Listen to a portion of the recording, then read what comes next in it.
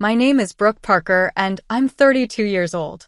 As I sit here beside my 6-year-old son Ethan's hospital bed, watching his tiny chest struggle to rise and fall, I can barely remember what day it is.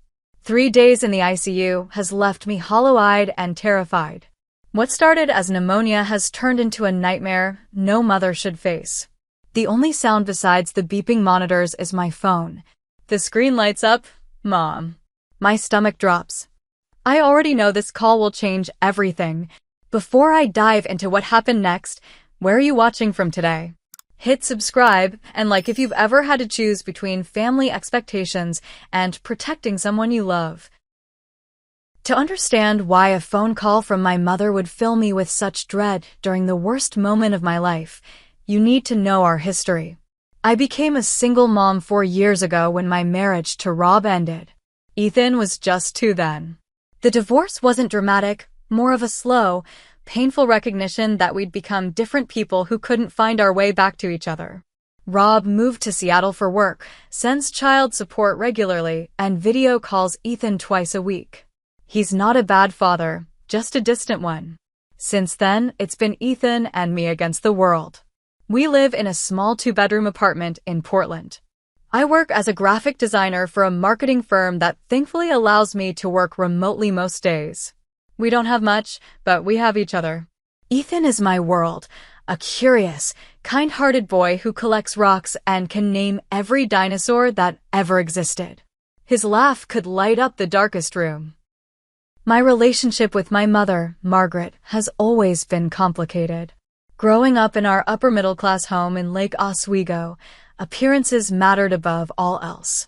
Margaret was the queen of the neighborhood, involved in every committee and charity function. Our home was immaculate, our clothes designer label, our achievements proudly displayed. But beneath that perfect surface ran currents of conditional love. Stand up straight, Brooke.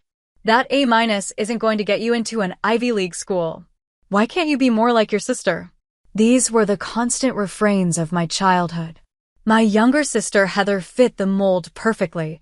She got straight A's, was homecoming queen, married her college sweetheart from Stanford, and now lives 20 minutes from our parents with her 2 perfect children and investment banker husband. They have Sunday dinner with our parents every week. Her Christmas card photos look like they belong in a magazine. I was always the misfit. Creative, questioning, never quite meeting expectations.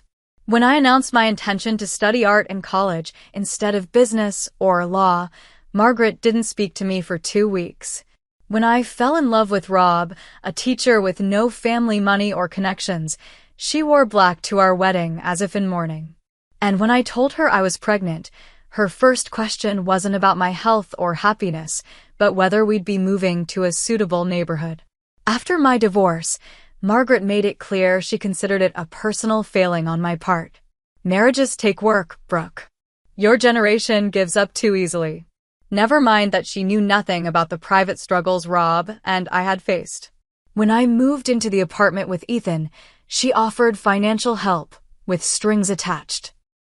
She would pay for private school for Ethan and supplement my income, but in exchange, I was expected to attend every family function, consider her opinions on my parenting, and essentially surrender my independence. For Ethan's sake, I accepted. The private school was excellent, and the extra money meant I could afford better healthcare and occasional special activities for him. But the cost was high. Every decision I made was questioned. Every family gathering became an opportunity for subtle criticism. Every time Ethan had a sniffle or a scrape, it was somehow evidence of my inadequate mothering. Margaret particularly excelled at using Heather's birthday parties, holiday gatherings, and other family events as leverage. Missing any celebration was treated as a betrayal of family loyalty. 2 years ago, when I couldn't attend Heather's anniversary party because Ethan had strep throat, Margaret didn't speak to me for 3 weeks. Last Christmas, when we arrived 30 minutes late to dinner because Ethan's winter concert ran long, she served us cold food and made pointed comments about punctuality all evening. Despite all this, I tried to maintain a relationship with my family. Ethan loved his grandparents, especially my father Thomas, who would sneak him cookies and tell him stories about his own childhood adventures. Thomas was quieter, more gentle than Margaret, though he rarely contradicted her directly. He would sometimes call me privately to check in, our conversations brief but meaningful. Things had been relatively peaceful for the past few months. I'd gotten better at navigating Margaret's expectations, keeping conversations superficial and limiting our visits. Ethan was thriving in school, making friends, and growing more confident every day.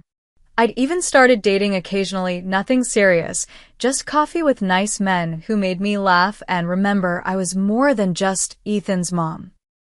Then, 3 days ago, everything changed. Ethan had been fighting what seemed like a normal cold for about a week. Runny nose, slight cough, nothing alarming.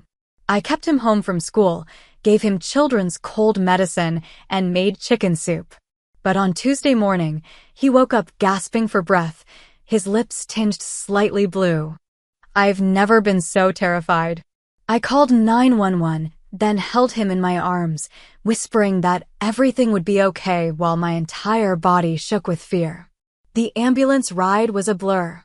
At the hospital, doctors rushed him away while I stood helpless, clutching his favorite stuffed dinosaur.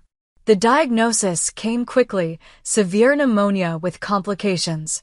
The infection had spread rapidly, causing fluid to build up in his lungs.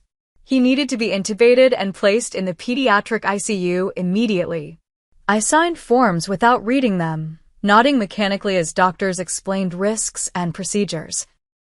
And that's how I found myself here, in this sterile room with its beeping machines and antiseptic smell, watching my beautiful boy fight for each breath, wondering if I'd ever hear him laugh again. The pediatric ICU exists in its own time dimension. Days blend into nights, punctuated only by the rotation of medical staff and the steady rhythm of vital sign checks. Ethan lay in a bed that seemed to swallow his small frame, tubes running from his arms, nose, and mouth, connecting him to machines that breathed for him and monitored every flutter of his heart. The ventilator made a whooshing sound as it pushed air into his lungs. The sound both comforted and terrified me, proof he was still breathing, but a constant reminder that he couldn't do it on his own. His face was swollen, eyes closed, skin pale except for the feverish flush across his cheeks. I hardly recognized my vibrant boy beneath the medical equipment. Dr. Rivera, the pediatric intensivist, explained Ethan's condition with gentle frankness. The bacterial pneumonia has caused significant inflammation in both lungs. We're giving him powerful antibiotics, but his body is struggling to fight the infection. The next 72 hours will be critical. When I asked what that meant, critical, she placed her hand on mine. It means we're doing everything we can, but his condition is very serious. His oxygen levels are lower than we'd like, and his body is working extremely hard. Children are resilient, Ms. Parker, but I want you to understand the severity of the situation. I nodded, unable to form words around the lump in my throat. After she left, I broke down, sobbing silently into my hands so the nurses wouldn't see. I couldn't lose him. I wouldn't survive it. The hospital provided a reclining chair beside Ethan's bed where I spent the first night, refusing to leave even when the nurses gently suggested I go home to shower and rest. I couldn't bear the thought of him waking up alone and afraid. Or worse, the thought that if I left, even for an hour, something irreversible might happen in my absence. So I stayed, dozing fitfully between nurse checks and beeping alarms. My friend Amber brought me a change of clothes, dry shampoo, toothbrush, and phone charger on the second day. She hugged me tightly and offered to stay, but I sent her away. I couldn't manage my own emotions and someone else's concerns simultaneously. Everything non-essential had been stripped away by the crisis. Only Ethan mattered. During rare moments when his condition seemed stable, I'd hold his small hand and talk to him, hoping somewhere in his unconscious state he could hear me. I told him stories about the dinosaurs we'd see when he got better. I reminded him of our upcoming summer plans to visit the coast. I promised him ice cream for breakfast, superhero movies past bedtime, anything he wanted, just please, please fight. Between these one-sided conversations, memories flooded back. Ethan at 3, jumping in puddles and laughing when the water splashed up. Ethan at 4, solemnly explaining to me why T-Rex couldn't brush his teeth properly. Their arms are too short, Mommy. Ethan just last month, proudly showing me the science project he'd completed mostly on his own. Each memory was both comfort and torture, evidence of the beautiful soul lying still before me. On the evening of the second day, Margaret and my father Thomas made a brief appearance. Thomas looked genuinely distressed, his eyes red-rimmed as he gazed at his grandson. He squeezed my shoulder wordlessly, the gesture conveying more support than any platitude could have. Margaret, however, seemed more uncomfortable than concerned. She stood at the foot of the bed, clutching her designer purse like a shield. "This place is dreadful," she whispered, as if the hospital's lack of aesthetic appeal was the problem. Surely they could make it less depressing. She stayed for exactly 15 minutes, asked no questions about Ethan's condition, and told me I looked terrible before leaving. Thomas lingered a moment longer, pressing a $20 bill into my hand for the cafeteria before Margaret called him to hurry up. After they left, a kind nurse named Lucia brought me a real coffee and a sandwich. "Family can be interesting during crisis," she said diplomatically. I managed a weak smile in response. That night, Ethan's fever spiked dangerously high. Doctors and nurses rushed in, administering medication, adjusting settings, speaking in urgent tones. Dr. Rivera was called in despite the late hour. I stood pressed against the wall, trying to stay out of the way while remaining as close as possible. "His body is fighting hard," Dr. Rivera told me afterward. "But the infection is stubborn. The next 24 hours will tell us a lot about how he'll respond to treatment." I nodded, numb with fear. After she left, I crawled into the recliner, pulled my knees to my chest, and prayed to a God I wasn't sure I believed in anymore. The next morning, day 3, brought no improvement. If anything, Ethan looked worse. The nurses' expressions grew more concerned, their movements more urgent. Dr. Rivera ordered additional tests and adjusted his medications. I existed in a fog of fear, surviving on vending machine snacks and lukewarm coffee. That's when my phone rang the first time. Margaret. I let it go to voicemail, unable to muster the energy for her particular brand of support. She called again 20 minutes later. Again, I didn't answer. Then came the text. "Call me when you're ready to discuss when you'll be resuming normal life. This has gone on long enough." I stared at the message, disbelieving. Normal life? As if I were on some self-indulgent vacation rather than keeping vigil by my critically ill child's bedside. I turned my phone off and focused back on Ethan, counting each rise and fall of his chest like a precious gift. But an hour later, I turned it back on, afraid the school might call with questions about Ethan's absence or that Rob might be trying to reach me after my brief text explaining the situation. That's when the third call came through, Margaret's name flashing on the screen like a warning. I stepped into the hallway to take the call, not wanting the negative energy anywhere near Ethan. Taking a deep breath, I answered. "Brooke," finally, Margaret's voice was sharp with impatience. "I've been trying to reach you all day." "I'm at the hospital, Mom." My voice sounded strange to my own ears, hollow and distant. "Yes, I know that." She sighed dramatically. "But tomorrow is Heather's birthday, and I need you to come help with preparations. The caterer arrives at 10, and I need someone to supervise while I pick up the cake and flowers." For a moment, I thought I'd misheard her. Surely she couldn't be serious. "Mom, I can't leave the hospital. Ethan is in critical condition." "Oh, Brooke." Her tone shifted to the one she'd used throughout my childhood when I was being difficult. "Children get sick all the time. The doctors and nurses are taking care of him. You sitting there staring at him isn't making any difference." The casual cruelty of her words struck me like a physical blow. I gripped the phone tighter, pressing it against my ear as if the pressure could somehow make her understand.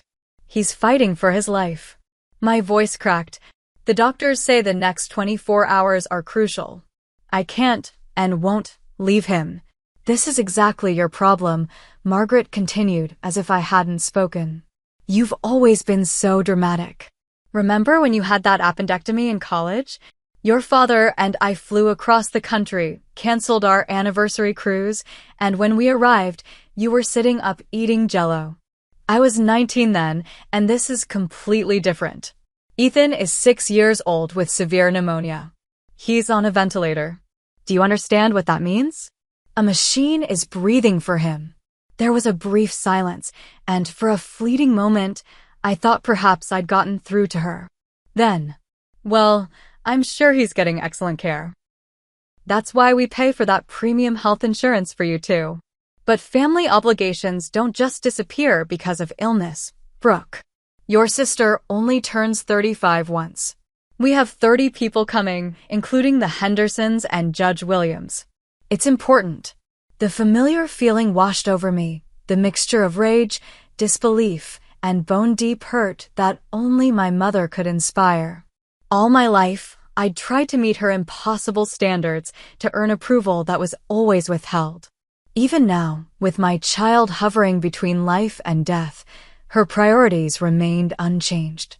I'm not leaving my son, I said, surprising myself with how steady my voice sounded. If the party is so important, hire someone to help. Or ask one of Heather's friends. Hired help isn't the same as family, Margaret said, her voice taking on the martyred tone I knew so well.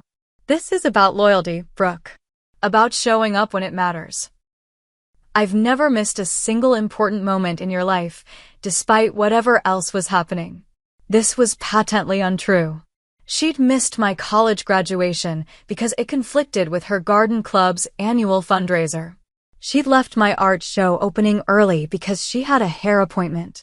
She'd even been late to the hospital when Ethan was born because she needed to finish hosting a charity luncheon. Mom, I said, trying one last time to make her understand. The doctors say Ethan might not, my voice broke, unable to form the unthinkable words. I need to be here. Please try to understand. What I understand is that you're using this situation as an excuse, she said coldly.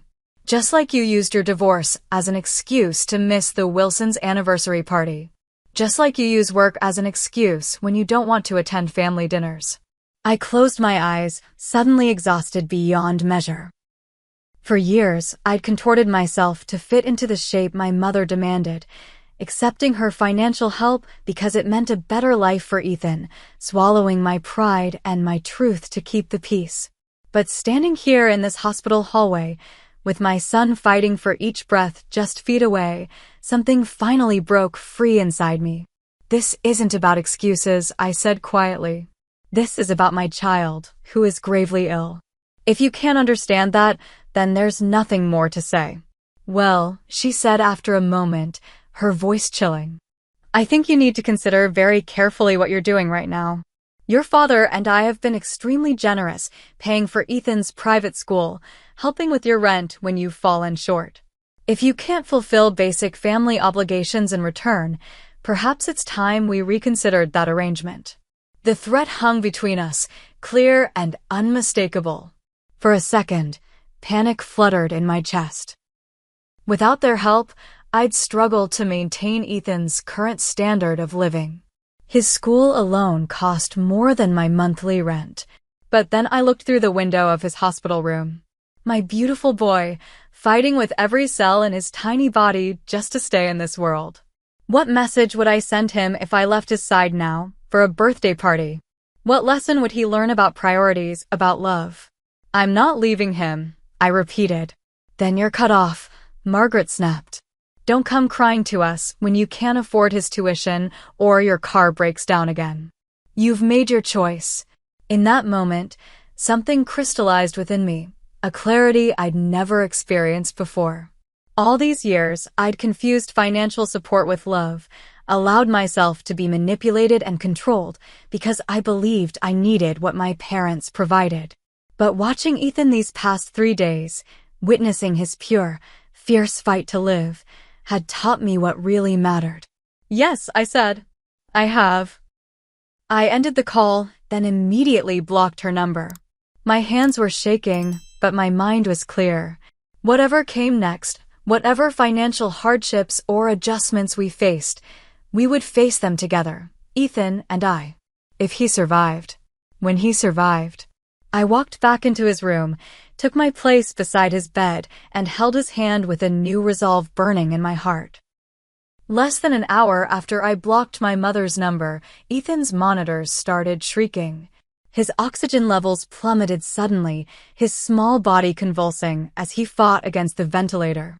I stood frozen in terror as medical staff rushed into the room. He's crashing, someone shouted. Get Dr. Rivera now. A nurse gently but firmly guided me outside. We need room to work, she explained, her eyes kind but urgent. Wait here. Someone will update you as soon as possible. I stood in the hallway, my back pressed against the wall, watching through the window as a team of doctors and nurses surrounded my son. They moved with practiced efficiency, administering medications, adjusting equipment, calling out numbers and terms I didn't understand. Someone pulled the privacy curtain, blocking my view. My legs gave out, and I slid down the wall until I was sitting on the cold linoleum floor. This couldn't be happening. Not my Ethan. Not my bright-eyed boy who just last week had built a dinosaur city out of cardboard boxes in our living room. Not the child who kissed my cheek every night and whispered, I love you to the moon and all the way back, Mommy. As I sat there, time seemed to fracture. I was suddenly back in the delivery room 6 years ago, hearing Ethan's first angry cry as he entered the world. I remembered looking down at his red, wrinkled face, making silent promises I intended to keep forever. I would protect him. I would put him first. I would be the mother he deserved. Now, those promises felt like ashes in my mouth.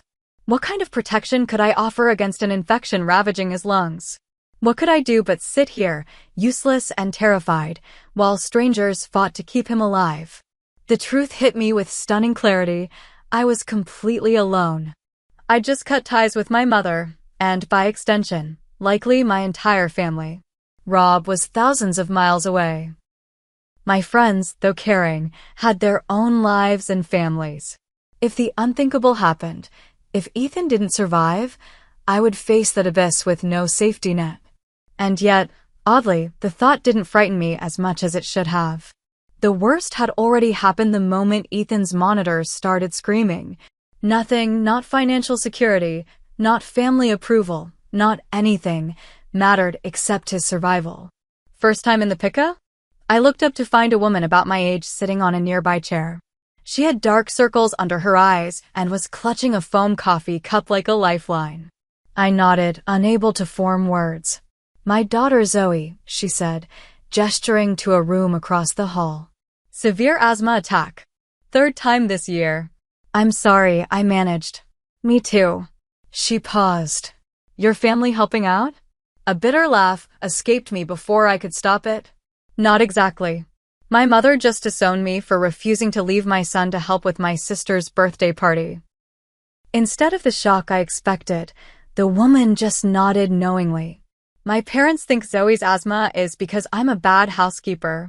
Haven't spoken to them in 2 years. She shrugged. Sometimes crisis shows you who people really are. Before I could respond, Dr. Rivera emerged from Ethan's room, her face etched with fatigue, but calm. I scrambled to my feet. We've stabilized him, she said. His lungs were struggling to work with the ventilator, so we've adjusted the settings and given him additional medication to help. His fever's still very high, which concerns me, but he's fighting hard. Can I go back in? I asked. She nodded. Of course. Talk to him. Let him hear your voice. As I moved toward the door, the woman called after me. Hey, I'm Kelly, room 412 if you need anything. I turned back. Brooke. And thank you. Back at Ethan's bedside, the room quieter now that the crisis had passed, I took his small hand in mine. His skin felt hot and dry, his fingers limp. The ventilator continued its rhythmic whooshing, the monitors their steady beeping. I stroked his forehead, brushing back the damp hair. "Hey, buddy," I whispered. "You really scared me there. But I know you're fighting so hard. I'm right here, Ethan. I'm not going anywhere. Not for anything or anyone." As the night deepened around us, nurses came and went, checking vitals, adjusting medications, recording data. One brought me a blanket and a fresh cup of coffee. Another quietly shared that her own son had been in the PICU with pneumonia years ago and was now a healthy college student. Small kindnesses that felt like lifelines in the darkness. Around midnight, my phone buzzed with a text from Heather. "Mom's furious. Says you're being selfish." What's going on? Is Ethan really that sick?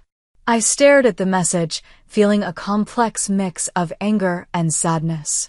Even now, even with Ethan critically ill, the narrative being spun was about my selfishness.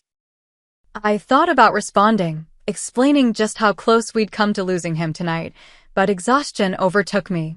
I turned the phone face down without replying. As dawn approached, I dozed fitfully in the recliner, waking at every change in the monitor's rhythm or Ethan's breathing pattern. During one such moment of wakefulness, I noticed a new text notification. Reluctantly, I checked it. It was a photo from Heather's social media, elaborate decorations for tomorrow's birthday party, with the caption, "Final touches for the big day. #blessed, #perfect day, #family." Not a single mention of her nephew fighting for his life. Not a word about postponing the celebration during a family crisis.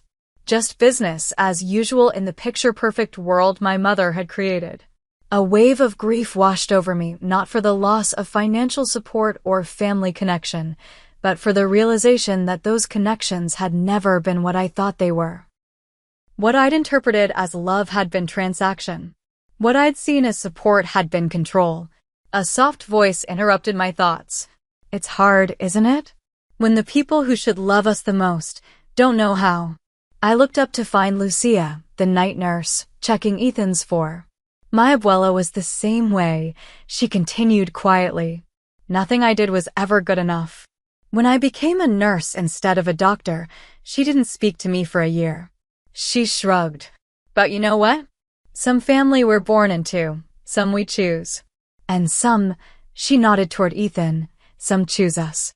As she left, I pondered her words, watching the first pale light of dawn filter through the window blinds. We'd made it through the night, the darkest, longest night of my life. And somehow, in the midst of this terrible crisis, I felt the first tentative stirrings of something unexpected: freedom. I leaned close to Ethan's ear. "It's a new day, sweet boy," I whispered. "Let's face it together." And as if in response, though he remained unconscious, his fingers twitched slightly in my hand. Dr. Rivera arrived with her team for morning rounds just after 7. They examined Ethan thoroughly, reviewing his vitals and test results from overnight. I stood anxiously nearby, trying to interpret their expressions for any sign of hope or concern. "His oxygen levels have improved slightly," Dr. Rivera finally said, turning to me. "And the latest blood work shows the antibiotics may be starting to work. The white blood cell count is still elevated, but less dramatically than yesterday." "What does that mean?" I asked, afraid to hope. "It means he's moving in the right direction." "He's still very ill," she cautioned, "but these are positive signs. We're going to continue the current treatment protocol and monitor him closely. If this trend continues, we might be able to reduce his sedation slightly later today." It wasn't a declaration of victory, but after days of grim updates, even this cautious optimism felt like a gift. I thanked her, my voice thick with emotion. After the medical team left, I went to the small family bathroom to splash water on my face and brush my teeth. The woman in the mirror looked like a stranger, hollow-eyed, pale, with dark circles that made her look 10 years older. I barely recognized myself. When I returned to Ethan's room, I was shocked to find someone sitting in my chair. It took me a moment to register who it was. Dad? Thomas Parker looked up, his weathered face creased with concern. At 65, he appeared older than his years, his once dark hair now completely silver, his tall frame slightly stooped. He was holding Ethan's hand gently, as if afraid he might break it. Brooke. He stood up awkwardly. I hope it's okay that I'm here. Of course, I said, still surprised. But how did you? I mean, after yesterday with Mom. He sighed heavily. Your mother doesn't know I'm here. She's at home, overseeing the party preparations. He looked down at Ethan. This is where I need to be right now. I felt tears spring to my eyes, unexpected and overwhelming. Throughout my childhood, Thomas had been the quiet parent, the one who went along with Margaret's demands to keep the peace. His small acts of kindness, a wink across the dinner table when she criticized my clothes, a secretly funded art class when she insisted on debate club instead, had been lifelines, but he'd never directly opposed her. Until now. How is he? He asked, his voice rough with emotion. They think he might be improving a little, I said. The antibiotics might be starting to work. Thomas nodded, then reached into his jacket pocket. I brought some things. Thought they might help. He pulled out Ethan's favorite book, a well-worn copy of Where the Wild Things Are, and the small stuffed triceratops that usually sat on his bedside table at home. How did you get these? I asked, taking them with trembling hands. I still have the spare key you gave me last year, he admitted. I thought familiar things might help him find his way back. I placed the dinosaur next to Ethan's pillow and the book on the bedside table, then impulsively hugged my father. He stiffened momentarily. Physical affection had never been common in our family, then hugged me back fiercely. I'm so sorry, Brooke, he whispered. For everything. For not standing up for you more. For letting your mother. It's okay, Dad, I said, though we both knew it wasn't. Not really. He pulled back, wiping his eyes quickly as if embarrassed by the emotion. No, it's not. But we can talk about that later. Right now, this little guy is what matters. He looked back at Ethan. Can I stay a while? Please, I said. Thomas settled into the second chair the nurses had brought in, and for the next few hours, we maintained a quiet vigil together. He read Where the Wild Things Are Allowed, his gentle voice filling the room. He told stories about his own childhood that I'd never heard before. Adventures in the woods behind his parents' farm, the stray dog he'd secretly fed for an entire summer, the time he'd gotten lost at the state fair. During a lull in conversation, I finally asked the question that had been hovering between us. Has Mom always been this way? So controlling. Thomas looked down at his hands. Not always. When we first met, she was ambitious, yes, but also passionate, full of life. She wanted to travel, to experience everything. He sighed. But then her father got sick during our first year of marriage. Cancer. And her mother just fell apart. Couldn't handle any of it. Margaret had to step in, manage everything. The medical decisions, the finances, the funeral arrangements. He paused, lost in memory. Something changed in her after that. Like she decided the only way to prevent disaster was to control every detail of life.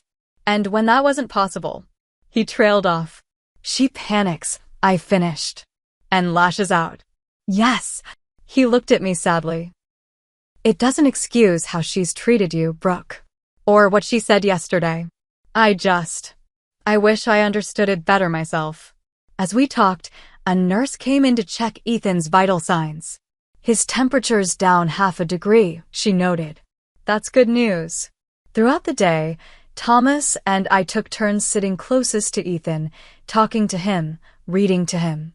My father insisted I go to the cafeteria for a proper meal, staying with Ethan so he wouldn't be alone. When I returned, I found Thomas with tears streaming down his face, whispering something to his grandson I couldn't quite hear. In the late afternoon, my phone lit up with a barrage of messages. Evidently, word of my defection from family duties had spread. Aunt Cynthia texted that I should apologize to my mother.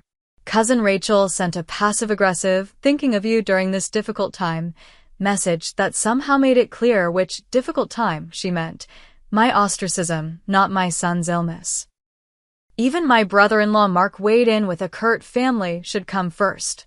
I showed some of the messages to Thomas, who shook his head in dismay. They don't know, he said simply. They only hear Margaret's version. As if on cue, my phone buzzed with a social media notification. Heather had posted photos of her birthday party preparations. The elegant decorations, the catered food, the professionally arranged flowers, all exactly as Margaret had envisioned. The caption read, "Birthday celebrations beginning. Wish everyone could be here. #family first." The irony of that hashtag wasn't lost on me. I put the phone away without commenting. Thomas stayed until evening, when visiting hours officially ended. Though the PICU allowed parents to remain 24/7, other visitors had to leave. Before going, he pressed an envelope into my hand. "What's this?" I asked. "Something to help," he said. "Don't tell your mother." After he left, I opened it to find $500 in cash and a note, "For whatever you need. I'm here for you both. Love, Dad." I tucked the envelope into my bag, overcome with gratitude for this small act of rebellion from a man who'd spent decades avoiding conflict. As night fell, I settled back into the routine of the PICU. Lucia was on shift again, and she brought me a fresh blanket and pillow. "Your papa seems like a good man," she observed.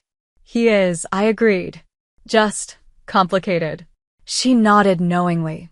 "Most families are. But you know what I've learned in 15 years of nursing? Blood doesn't always make a family. Love does. Actions do." She checked Ethan's foreline. "The people who show up when it matters, those are your real family." After she left, I pondered her words. Throughout this crisis, who had shown up? Thomas, breaking decades of pattern to support us. Kelly, the mother from across the hall who understood without explanation. Lucia and the other nurses who offered kindness along with medical care. Amber, who'd brought supplies without being asked. Even Dr. Rivera, who always spoke to Ethan directly as if he could hear, respecting him as a person, not just a patient. Family, it seemed, could be found in unexpected places. I was dozing lightly when I felt it, the slightest pressure against my palm. I opened my eyes, suddenly alert. Ethan's fingers had curled around mine, a weak but deliberate grasp. "Ethan?" I whispered, hardly daring to hope.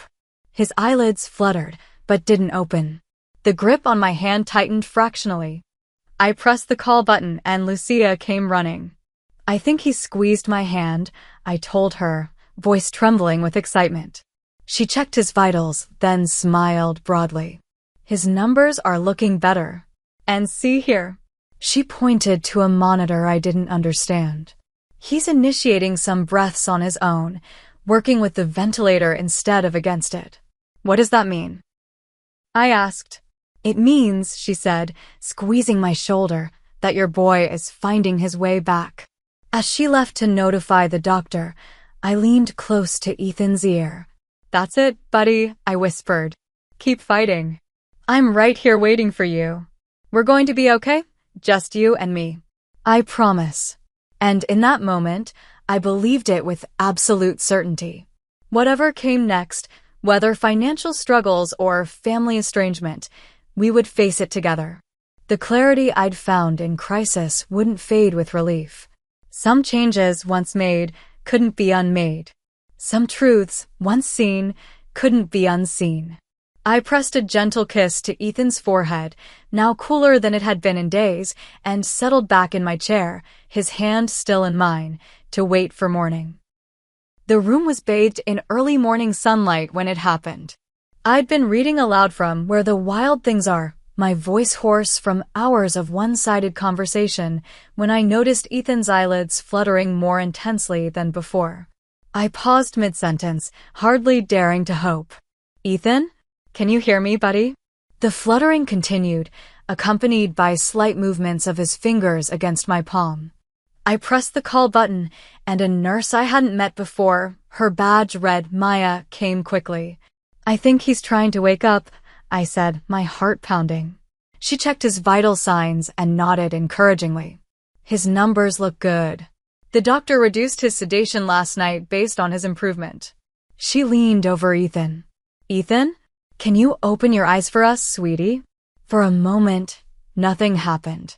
Then, slowly, his eyelids lifted. Just a fraction, just enough to reveal a sliver of the warm brown eyes I'd been desperate to see again. They were unfocused, confused, but unmistakably alert. "Ethan," I cried, tears streaming down my face. "It's Mom. I'm right here." His eyes found mine, recognition flickering across his face. He tried to speak, but the ventilator tube prevented it. Panic flashed in his eyes. "It's okay," I soothed quickly. "There's a tube helping you breathe. Don't try to talk. You're in the hospital, but you're getting better." The nurse called for Dr. Rivera, who arrived minutes later. After examining Ethan thoroughly, she smiled, the first real smile I'd seen from her. "This is excellent progress," she said. "His oxygen levels have improved significantly, and his latest labs show the infection is responding well to treatment. If he continues like this, we might be able to extubate him later today." I could hardly process her words through my overwhelming relief. Ethan was awake. He was improving. The nightmare might actually be ending. Throughout the morning, Ethan drifted in and out of consciousness, each waking period slightly longer than the last. The respiratory therapist came to perform tests, nodding with satisfaction at the results. Nurses adjusted his medications, explaining that they were weaning him off the sedatives now that he was breathing more on his own. Around noon, Dr. Rivera returned with a team of specialists. "We're going to remove the breathing tube," she explained to both of us. "It won't be comfortable, Ethan, but it will be quick, and you'll feel much better afterward." I held his hand tightly as they performed the procedure, wincing at his muffled sounds of discomfort. But when it was done, when the tube was out and replaced with a simple oxygen mask, the relief on his face was palpable. "Water," he rasped, his first word in 4 days. A nurse brought ice chips, which I carefully spooned into his mouth. He closed his eyes in relief as they melted on his tongue. "More," he whispered. After he'd had enough ice chips, he looked at me with tired but clear eyes. "Mommy," he said, his voice barely audible. "I love you." And that's when I broke down completely, sobbing with relief and joy and lingering fear and 1,000 other emotions I couldn't name. I carefully gathered him into my arms, mindful of the 4 lines and monitors still attached to his small body. "I love you too, buddy," I choked out. So much." He drifted back to sleep soon after, but this was different from the heavy sedation of before. This was healing sleep, his breathing deeper and more regular, his face peaceful instead of strained. In the quiet that followed, I stepped outside to call Thomas. He answered on the first ring. "Brooke? Is everything okay?" "He's awake, Dad," I said, my voice breaking. They took out the breathing tube. "He's talking." I heard him exhale sharply. "Thank God." "Oh, thank God. Can you come back today? I think he'd like to see you." "Of course," he said immediately. "I'll be there in an hour." When I returned to the room, I found Kelly, the mother from across the hall, standing in the doorway. "I heard the good news," she said, smiling. "The nurses are terrible gossips." I laughed, the sound strange after so many days of tension and fear. "He's going to be okay." "I'm so glad." She hesitated. "We're being discharged today. Zoe's doing much better. I just wanted to say goodbye and..." She handed me a slip of paper. "My number. If you ever want to talk about difficult mothers or sick kids or anything else." I took it gratefully. "Thank you for everything." After she left, I checked my phone and found a text from Heather. "Need to talk to you. Mom told everyone you abandoned the family. What's really going on?" This time, I decided to respond. I sent her a photo of Ethan in his hospital bed, still connected to monitors, but without the ventilator, sleeping peacefully. I added, "This is what's going on." "He nearly died, Heather. He's finally turning a corner today. Happy birthday, by the way." I didn't expect an immediate response, but my phone rang less than a minute later. "Brooke?" Heather's voice was hesitant. "Is that really Ethan? Is he really that sick?" "Yes," I said simply. "Severe pneumonia with complications. He's been in the PICO for 4 days. They just removed the breathing tube a couple hours ago." "Oh my God." She sounded genuinely shocked. "Mom said he just had a cold, that you were being dramatic to get out of helping with the party." A cold, bitter laugh escaped me. "Of course she did." "I'm so sorry," Heather said. "I had no idea. Why didn't you tell me?" "I've been a little busy trying to keep my son alive," I replied, unable to keep the edge from my voice. "Right. Of course." She paused awkwardly. "Is there anything I can do?" I softened slightly at the genuine concern in her voice. "Not right now. But thanks for asking." The party was. She hesitated. It was awful, actually. Mom was in a terrible mood, snapping at everyone. She kept making these passive-aggressive comments about family loyalty.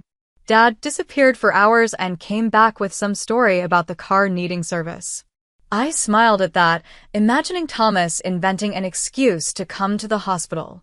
"Listen," Heather continued, her voice dropping to a near whisper. "What she did, cutting you off financially when Ethan was so sick, that's not okay. I didn't know the whole story before, but now. I want you to know I don't agree with her." The admission stunned me. Heather had always been Margaret's perfect daughter, the one who followed all the rules, who never questioned or challenged. "Thank you for saying that," I said softly. "I should go," she said, still whispering. "She might hear me. But keep me updated about Ethan, okay? And Brooke? I'm really glad he's getting better." After we hung up, I sat in quiet contemplation, processing this unexpected development. Had my sister always had these independent thoughts, buried beneath her perfect facade? Had she too been controlled by Margaret's manipulation, just in a different way? Thomas arrived as promised, bringing more of Ethan's favorite things from home, his dinosaur encyclopedia, his special blanket, the Star Wars pajamas he loved.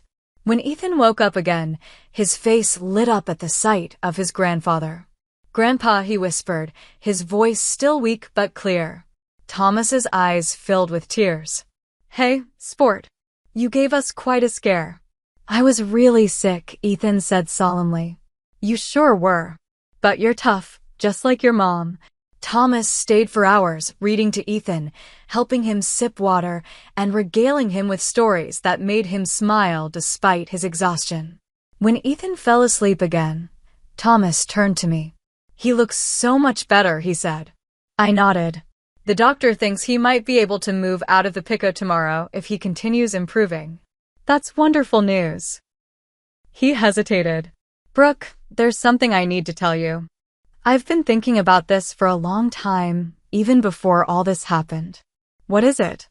I asked, noting the serious expression on his face. "I'm leaving your mother." The words hung in the air between us, momentous and yet somehow not surprising. "I've stayed far too long in a marriage that stopped being loving years ago," he continued. "Watching you stand up to her, seeing you put Ethan first no matter the cost, it gave me courage. Life is too short to live without love and respect." I reached for his hand. "Are you sure, Dad?" He nodded. "I've already spoken to a lawyer. And I want you to know, regardless of what happens with the divorce settlement, I'll make sure you and Ethan are taken care of. Your mother can cut you off, but I won't." "I don't want to come between you," I began, but he stopped me. "You're not. This has been building for decades. What happened with you and Ethan was just the final push I needed."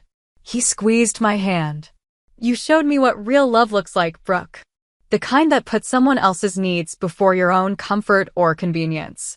I want to live the rest of my life with that kind of honesty." I felt tears spring to my eyes again, tears of gratitude, of relief, of love for this quiet man who had finally found his voice. "I love you, Dad," I said simply. "I love you too, sweetheart. Both of you." As the day progressed, Ethan continued to improve. His appetite returned slightly. He managed a few spoonfuls of Jell-O and sips of apple juice. The nurses removed some of the monitoring equipment, allowing him more freedom of movement. By evening, he was even able to sit up a little, propped against pillows, to look at his dinosaur book. Dr. Rivera confirmed that if his improvement continued overnight, he would be transferred to the regular pediatric ward the next day.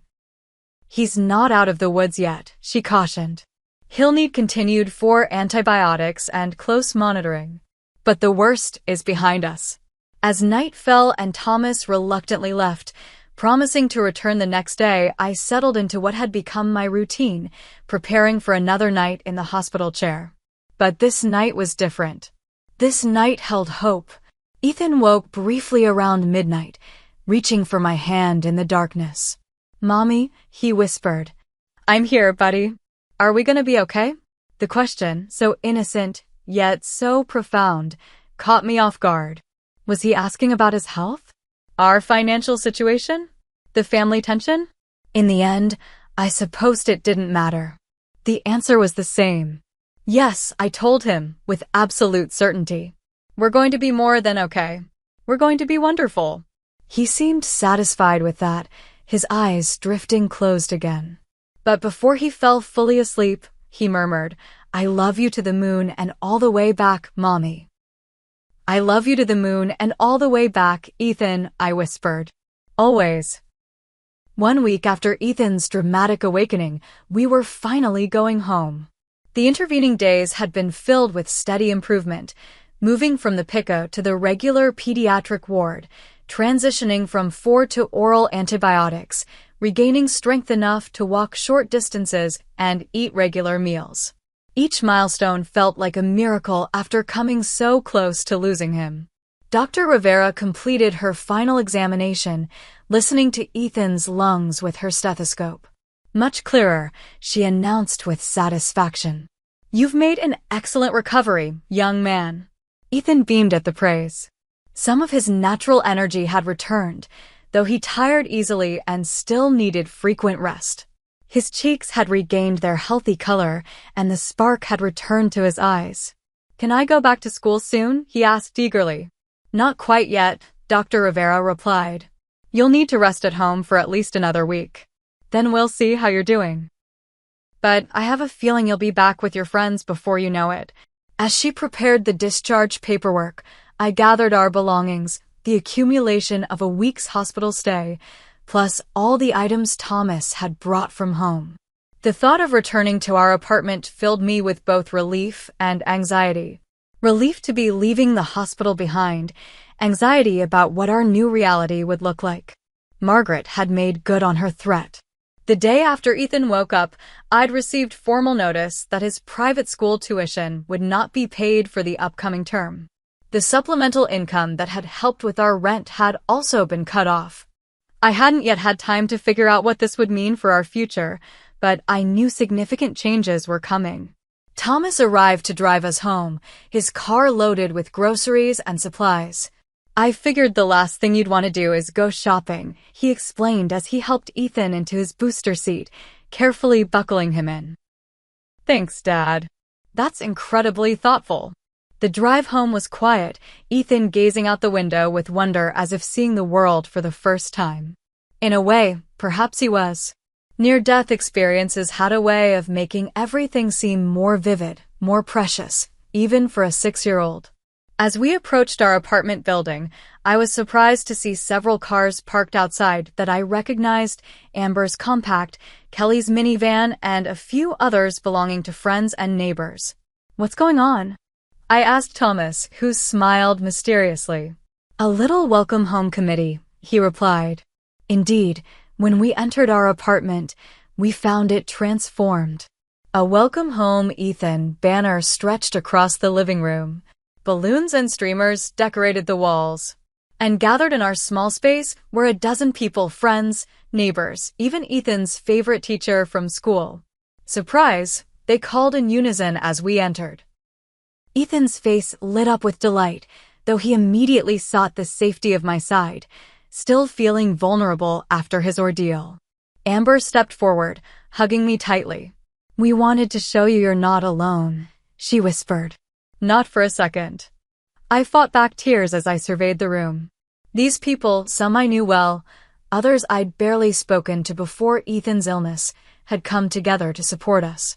They'd cleaned the apartment, stocked the refrigerator, and even set up a schedule for meal deliveries over the next 2 weeks. Kelly, who'd given me her number at the hospital, had organized a fundraiser among the parents at Ethan's school. "It's not enough to cover full tuition," she admitted, handing me an envelope. "But it might help with the transition." Inside was over $2,000, a stunning amount that would give us breathing room to figure out next steps. Ethan's teacher, Ms. Wilkins, pulled me aside during this small celebration. "I heard about the tuition situation," she said quietly. "I want you to know the public school in this district is excellent. I have friends who teach there, and I'd be happy to make introductions." The gathering was kept short, everyone mindful of Ethan's need for rest.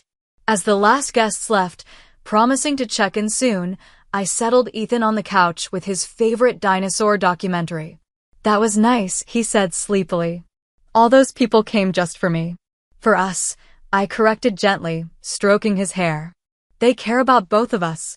After he fell asleep, Thomas helped me move him to his bedroom, tucking him in carefully. "I have something to show you," my father said once we were back in the living room. He handed me a folder containing legal documents. As I scanned them, I realized they detailed a trust fund in Ethan's name, a significant one, funded entirely by Thomas. "Dad," I gasped. I can't accept this." "It's not for you to accept or decline," he said firmly. "It's Ethan's education fund, and it's already established.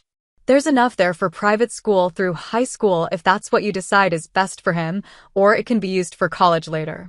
Either way, it's his future, and it's non-negotiable." I shook my head in amazement. "Does Mom know about this?" "No. I've had a separate account for years that she doesn't know about. I always suspected this day might come, and I wanted to be prepared." He sighed. "The divorce filing goes in next week. I've moved into a small apartment temporarily." "How are you feeling about it all?" I asked. He considered the question carefully. "Sad, in some ways. 40 years is a long time to share with someone. But also, lighter. Like I can finally breathe." He smiled ruefully. "Not unlike Ethan, I suppose." 3 days after our homecoming, I received a certified letter from Margaret's lawyer. I opened it with trepidation, expecting further financial repercussions or perhaps even threats regarding visitation with Ethan. Instead, I found a coldly worded demand for a public apology for my abandonment of family obligations before any reconciliation could be considered. I sat with the letter for a long time, weighing my response. The old Brooke would have capitulated, would have apologized just to keep the peace, to maintain the financial support, to avoid conflict. But that Brooke had died in the hospital, watching her son fight for every breath. After careful consideration, I wrote a reply, not to the lawyer, but directly to my mother. It wasn't angry or accusatory, just clear and firm. I explained that I would always be grateful for the support she had provided in the past, but that our relationship moving forward would need to be based on mutual respect. I detailed Ethan's condition during those critical days and expressed my hope that someday she might understand why I had made the choice I did. I ended by saying that while I was open to healing our relationship, it would need to happen with appropriate boundaries in place. I never received a direct response from Margaret, but 2 weeks later, Heather called me. "Can we meet for coffee?" she asked. "There's something I want to talk to you about." We met at a cafe halfway between our homes.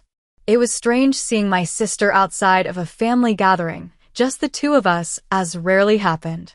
She seemed different somehow, less polished, more authentic.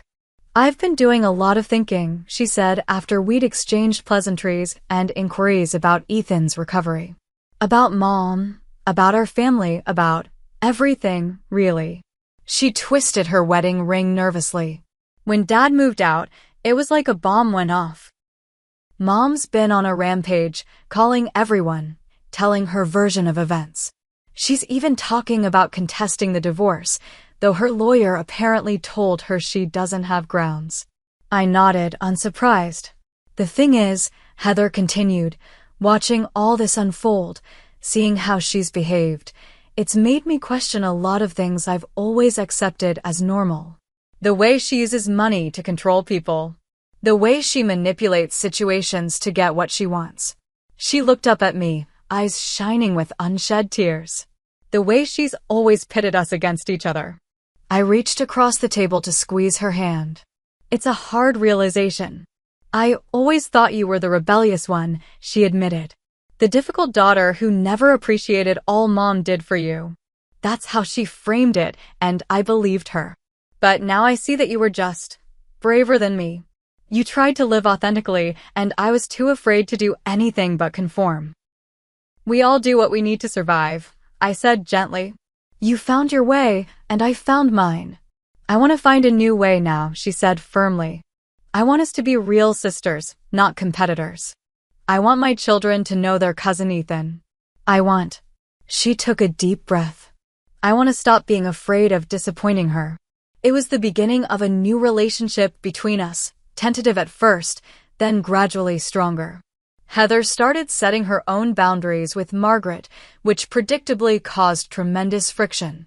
But she held firm, supported by her husband who, it turned out, had never been comfortable with Margaret's controlling behavior.